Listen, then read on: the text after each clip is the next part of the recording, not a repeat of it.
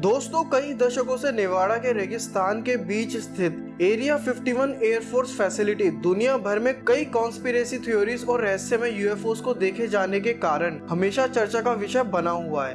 Area 51 America का बहुत ही highly secured airbase है, जहां बहुत ही एडवांस एयरक्राफ्ट को टेस्ट किया जाता है।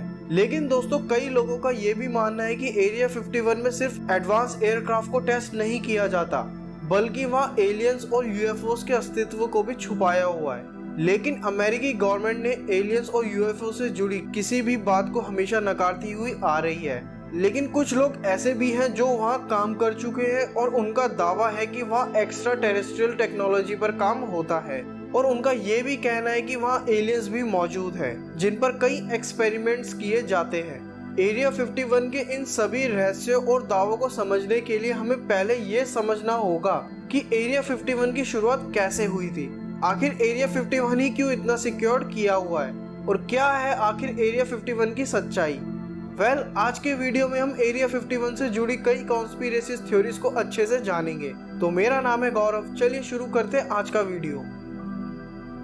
दोस्तों, अगर हम एरिया 51 की शुरुआती एग्जिस्टेंस के बारे में बात करें तो इस जगह का नाम पहले एरिया 51 नहीं बल्कि Nevada test and training range था। कहा जाता है कि इस जगह पहले न्यूक्लियर वेपन्स को टेस्ट किया जाता था। उस समय एरिया 51 इतना हाईली सिक्योर्ड बेस नहीं था, लेकिन एक हादसे ने इन सभी चीजों की शुरुआत कर दी थी।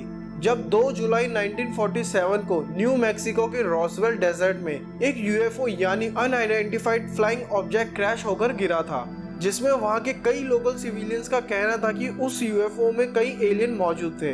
और ये खबर धीरे धीरे दुनिया भर में आग की तरह फैलनी शुरू हो गई थी। और जैसे जैसे उस समय की मीडिया ने यूएफओ से जुड़े सबूत ढूंढने शुरू कर दिए, तो अमेरिकी गवर्नमेंट ने एरिया 51 को एक रिस्ट्रिक्टेड जोन बना दिया था, ताकि इस दुर्घटना से जुड़ी कोई भी सबूत बाहर ना जा सके। यहाँ की रिस्ट्रिक्शन इतनी अधिक थी कि यहाँ अगर कोई भी इंसान बाहर से आने की कोशिश करेगा तो उसे वहीं मार दिया जाएगा। और एरिया 51 में हर तरफ 360 डिग्री सीसीटीवी कैमरास मौजूद हैं, ताकि कहीं से भी किसी भी प्रकार की घुसपैठ ना हो सके। और तो और यहाँ ड्रोन्स का भी इस्तेमाल करने पर पूरी तरह पाबंदी लगाई हुई है। मतलब इन सभी रिस्ट्रिक्शंस का एक ही रीजन हो सकता है कि एरिया 51 में कुछ तो ऐसी रहस्यमय गतिविधि हो रही है जिसे अमेरिका नहीं चाहता कि वो पूरी दुनिया के सामने आए। और अमेरिका ने पूरी दुनिया को भनक तक नहीं लगने दी कि वहाँ आखिर असल में होता क्या है। अमेरिकी गवर्नमेंट आज भी एरिया 51 को यूएस एयरफोर्स की ओपन ट्रेनिंग रेंज बताते आए हैं, जहाँ अलग अलग तरह के एडवांस एयरक्राफ्ट को बनाया जाता है, जैसे F-117 night hawk, SR-71 blackbird, U-2 dragon lady और सोवियत MiG-21। दोस्तों, ओसामा बिन लादेन के समय जो एबटाबाद में ब्लैक हॉक स्टील्थ हेलीकॉप्टर का इस्तेमाल किया गया था, वो भी एरिया 51 में ही बनाया गया था। एरिया 51 के इन सभी एयरक्राफ्ट और हेलीकॉप्टर्स को कैसे बनाया गया और इनकी क्या खासियत थी, इस बारे में हम किसी और वीडियो में बात करेंगे। दोस्तों, कई लोगों ने एरिया 51 से जुड़े ऐसे भी दावे किए थे जिसमें उन्होंने बताया था कि वे एरिया 51 में पहले काम कर चुके हैं, जिसमें से एक इंसिडेंट को 11 सितंबर 1997 में रिकॉर्ड किया गया था।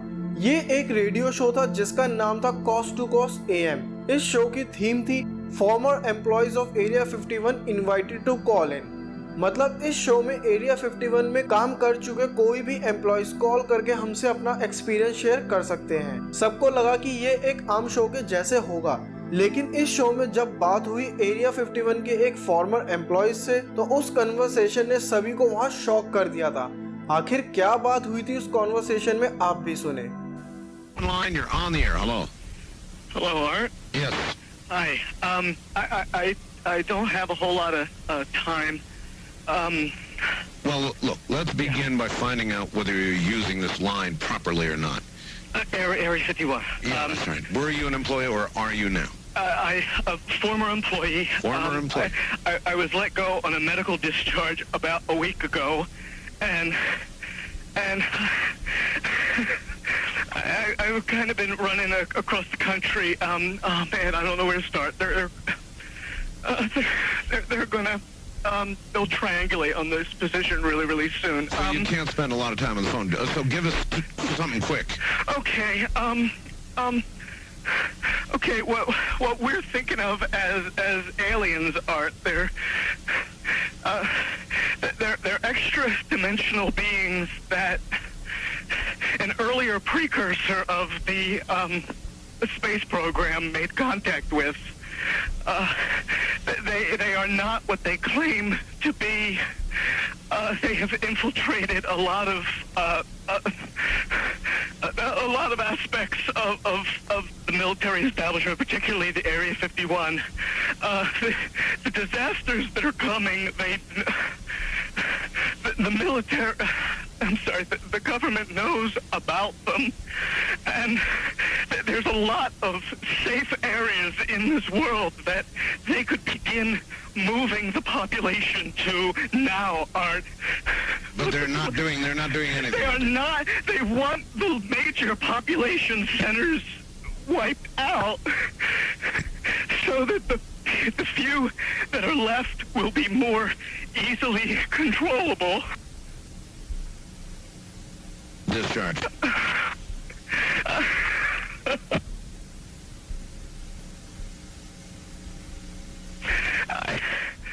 I started getting... तो दोस्तों, जैसा आप सभी ने सुना कि किस तरह घबराई हुई हालत में ये शख्स बात कर रहा था, और सबसे चौंका देने वाली बात इस ऑडियो में थी एक्स्ट्रा टेरेस्ट्रियल बीइंग्स होने की बात। कुछ बातें ऐसी भी हुई थी जो इस ऑडियो में नहीं थी, वो मैं आप सभी के साथ शेयर कर देता हूँ। दोस्तों, एरिया 51 के जिस फॉर्मर एम्प्लॉय ने कॉल किया था वो असल में एरिया 51 से मेडिकली डिस्चार्ज हुआ था, और एरिया 51 की अथॉरिटीज से वह बचते बचाते हुए देश में अलग अलग जगहों में छुप रहा था। उस रेडियो कॉल में इस शख्स ने कई और बातें भी बताई थी, जैसे भविष्य में आने वाली कई प्राकृतिक आपदाएं जिसके बारे में यूएस गवर्नमेंट को पहले से ही पता है, लेकिन वो पूरी दुनिया से ये बात छुपा रहे हैं। और हैरान करने वाली बात एक और थी कि नासा भी इन एक्स्ट्रा टेरेस्ट्रियल बीइंग्स के कांटेक्ट में आ चुकी है, लेकिन नेटवर्क सैटेलाइट के सिग्नल की खराबी के कारण ये कॉल डिस्कनेक्ट हो गई थी, और जब दोबारा उस शख्स को कॉल लगाने की कोशिश की गई तो कॉल दोबारा कनेक्ट नहीं हो पाई, और इस इंसिडेंट के बाद इस शख्स का कोई पता नहीं लग पाया।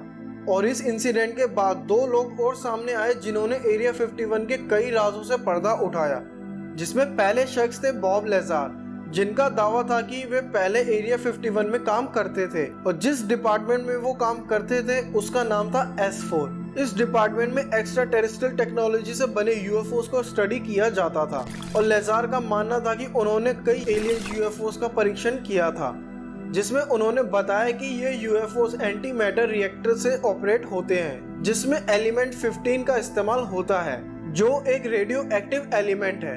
लेकिन ताज्जुब की बात तो ये है कि इस एलिमेंट को पहली बार 2003 में बनाया गया था, लेकिन लेजार पहले से ही इस एलिमेंट के बारे में जानता था।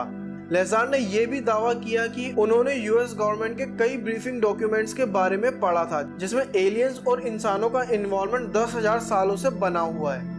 और दोस्तों, बॉब लेजार के ऊपर भी एक फेमस डॉक्यूमेंट्री भी बनी हुई है जो नेटफ्लिक्स पर अवेलेबल है।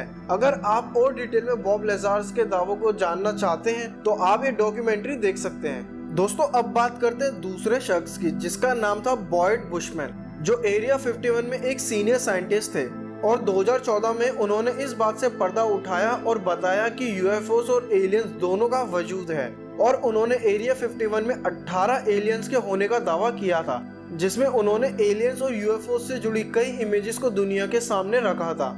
उनका कहना था कि ये एलियंस की उम्र करीब 200 साल की थी, और वे बात करने के लिए हमेशा टेलीपैथी का इस्तेमाल करते थे, मतलब एक थॉट को जानने के लिए उन्हें बात करने की भी जरूरत नहीं पड़ती थी। और उनका कहना था कि ये एलियंस 40 लाइट ईयर दूर क्विंटोनिया नाम के प्लेनेट से आए थे। बुशमैन के आखिरी इंटरव्यू के बाद यूएस के कैनेडियन रीजन में स्थित क्वेबेक से कई लोगों ने कहा कि बुशमैन ने जो एलियन की तस्वीरें दिखाई थी वो असल में एक एलियन डॉल थी, लेकिन कई लोगों ने बुशमैन के समर्थन में कहा कि ये डॉल उनके एलियंस की फोटो दिखाने के बाद सेम टू सेम बनाई गई थी। अब इस बात में कितनी सच्चाई थी इसका कोई भी पक्के तौर पर प्रूफ नहीं है। इन सभी इंसिडेंट्स को देखने और पढ़ने के बाद इस बात से इनकार करना मुश्किल है कि एलियंस का वजूद नहीं है। आखिर कुछ तो इन सभी ने एरिया 51 में ऐसा देखा होगा जिसके दम पे ये सभी दावे कर रहे थे, लेकिन कोई भी पुख्ता सबूत ना मिल पाने के कारण इन सभी दावों को वे यूएस गवर्नमेंट के सामने साबित नहीं कर पाए थे। और हैरानी की बात यूएस गवर्नमेंट की ये भी थी कि खुद गवर्नमेंट ने 1996 में नेवाड़ा हाईवे 375 का नाम बदलकर एक्स्ट्रा टेरेस्ट्रियल हाईवे रख दिया था।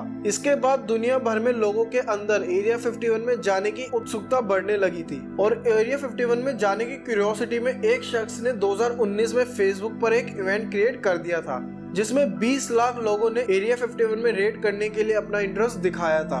इससे जुड़ी वीडियो आपको आई बटन पर मिल जाएगी और डिस्क्रिप्शन में भी। तो दोस्तों एरिया 51 के एपिसोड में आज के लिए इतना ही। अगर अच्छा लगा हो वीडियो तो लाइक करें, कमेंट करें और अपने फ्रेंड्स और फैमिली के साथ शेयर करें और ऐसी ही वीडियो देखने के लिए ब्रह्मांड टीवी को सब्सक्राइब करें। तो मिलते हैं गाइस नेक्स्ट वीडियो में, तब तक के लिए थैंक यू, बाय।